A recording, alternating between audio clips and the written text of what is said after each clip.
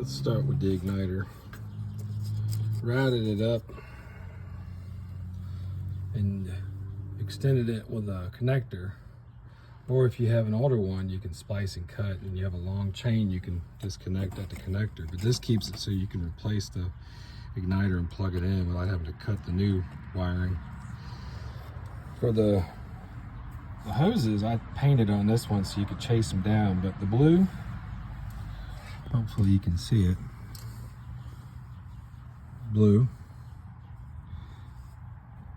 to the bottom of that VSV. The green, you just chase it. See the green? Yeah, they can change places, it's no big deal, but right here, green goes underneath. Get a little zip tie to keep that on there. Yellow, right there. Yellow goes to the top, okay? Yellow goes right there.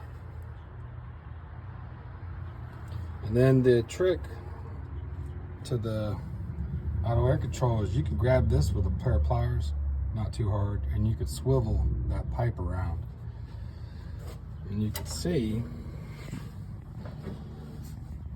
mount the auto air control upright and use the same hose. You see it's bent down there?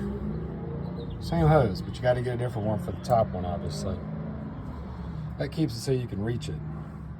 Moving this out of the heat zone helps a lot. And then moving the auto air control where you can actually reach it helps. The other thing is to move the temperature sensor to, like, let's say that boss right there, but I didn't bother because you can actually reach it from up underneath the defender well, from underneath like you would get the air conditioner bolts out. But anyhow, that's how all the hoses go. And then of course, if you have cruise control, that comes up here and that actually tees into this. This unit doesn't have cruise control, but that goes into the air conditioner box. Cruise control unit would be right here. Hopefully that helps. I think one more thing to show is the vacuum on the purge valve. It's obviously a thicker, pretty obvious. I didn't mark it, but there it is right there. The other piece that you don't see is this one. Goes up to the EGR right there. One thing I missed was the pressure regulator hose.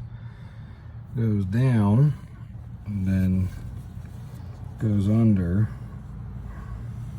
and is the hose that goes to this side of the vacuum switching valve. Doesn't matter which green, as far as I know, but there's another one down there, and that is the two green here because they end up going to that T. So I missed that in the first video, but I should have marked this red, call it out different. I forgot it. Goes there.